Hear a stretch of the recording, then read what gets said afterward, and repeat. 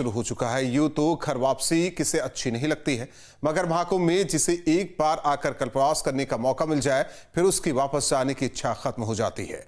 कुंभ नगर से जो तस्वीर सामने आई वो भी कुछ यही दिखाती है। कल्पवासियों का सामान हुआ पैक, अब विदाई की बारी। मन भारी, भावुक पलों में आंखें हुई नम। सामान पैक हो चुका है, गाड़ी भी तैयार खड़ी है, सब कुछ तैयार है, बस मन ही ऐसा है जो अब प्रयागराज से वापस जाने को नहीं मानता। महाकुंभ 2025 में कल्पवासी के तौर पर रहने आए श्रद्धालुओं के वापस जाने का सिलसिला शुरू हो चुका है।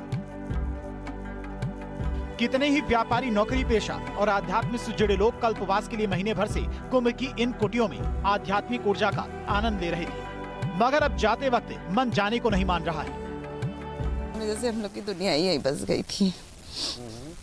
बहुत अच्छा लगता था, सुबह से रूटीन थी, पूजा पाठ, गंगा जी, सब अपने नाते रिश्ते से दूर, अपना यही सब हम लोग कर रहे थे।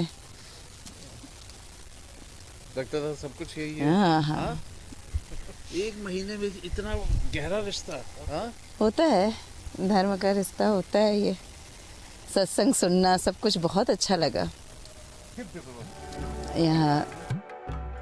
कल्पवासियों की यही वो कुटिया है जिसमें इन्होंने अपना एक महीना आनंद और उत्साह के साथ में बिताया। हर दिन भजन कीर्तन और संगम स्नान ने इन्हें सकारात्मक ऊर्जा से भर दिया। इस कुटिया में रहने के लिए वो सब सुविधाएं थी जो किसी के गुजर के लिए जरूरी होता है। मंदिर की साफ सफाई इनके आध्यात्मिक जुड़ाव को खुद परिभाषित कर रही है। सरकार की व्यवस्थाओं की ये लोग तारीफ करते नहीं थकते हैं।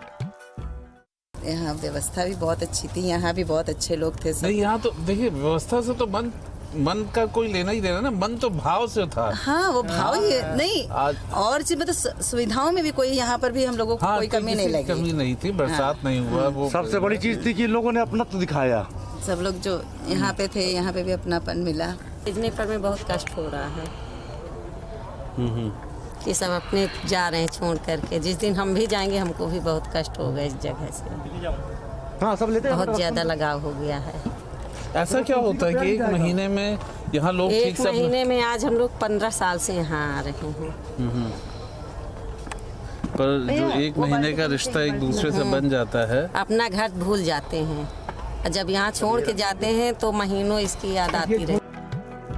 नागा साधु अखाड़ों के संत और तमाम ऐसे दिव्य सन्यासी जिनके दर्शन दुर्लभ हैं, उन्हें भी दुनिया ने इस कुंभ में देखा। ये अनुभव इन लोगों के लिए भी बेहद खास और यादगार साबित हो रहा है। कहते हैं कि भक्ति का राग और सनातन की सेवा का भाव अंतर मन से जागृत होता है। ये किसी को देखने मात्र से पूर्ण नहीं हो सकता।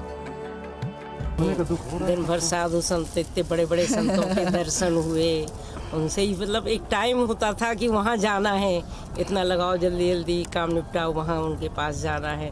अब वो सब छोड़ के ये लग रहा था सब कुछ बदल गया, फिर वही अपनी गृहस्थी में फंसना है। तो थोड़ा सा तो तकलीफ हो रही है। अभी ज्ञान मिला है कि हमें इस लाइन में ज़्यादा जाना चाहिए। तो बस अचानक बिल्कुल हुआ कि इस बार भगवान अगर कृपा कर दे तो कल्पवास किया जाए। पहला कल्पवास था। पहला मेरे माता पिता ने किया है, तो पता नहीं अचानक हुआ, भगवान ने ऐसी कृपा की कि हमको कुरिया भी लाट हो गया। कुरिया ये वाला लाट हो गई कि जो कि पर्णकुटी टाइप की थी, और पता नहीं चला 30 दिन कैसे गुजर गए।